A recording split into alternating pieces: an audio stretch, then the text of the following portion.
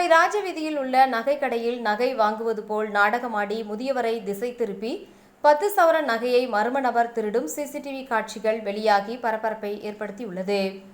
கோவை ராஜவீதி பகுதியை சேர்ந்த விஷ்ணு என்பவர் ஆர்வி நகைக்கடை என்ற பெயரில் ராஜவீதி மற்றும் பெரிய கடை வீதியில் நகைக்கடைகள் நடத்தி வருகிறார். இந்நிலையில் ராஜவீதியில் உள்ள கடைக்கு நேற்று காலை வந்த மர்ம நபர் 10 சவரன் தங்கச்சங்கிலி கேட்டுள்ளார். டிசைன்களை பார்த்த அந்த நபர் திடீரென ஒரு தங்கச்சங்கிலியை மட்டும் கீழே போட்டு அனைவரும் இருந்ததால் அதை எடுத்து கொடுத்துள்ளனர்.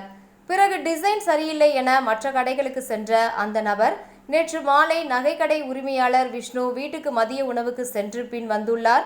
அப்பொழுது கடையில் விஷ்ணுவின் தந்தை இருந்த நிலையில் தான் காலையில் பார்த்துவிட்டு சென்ற அதே தங்கச்சங்கிலி வேண்டும் எனவும் மற்ற கடைகளில் அதுபோன்ற டிசைன் கிடைக்கவில்லை எனவும் கூறியுள்ளார்.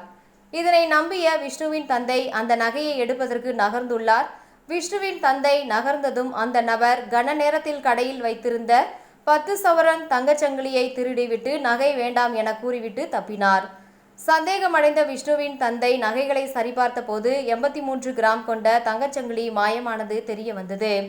இதனால் அதிர்ச்சி அடைந்த விஷ்ணுவின் தந்தை தனது மகனுக்கு தெரிவித்த நிலையில் கடைக்கு வந்த விஷ்ணு சிசிடிவி காட்சிகளை ஆய்வு செய்து இது தொடர்பாக பெரிய கடை வீதி காவல் நிலையத்தில் புகார் அளித்தார். புகாரின் பேரில் வழக்கு பதிவு செய்துள்ள போலீசார் விசாரணை நடத்தி வருகின்றனர்.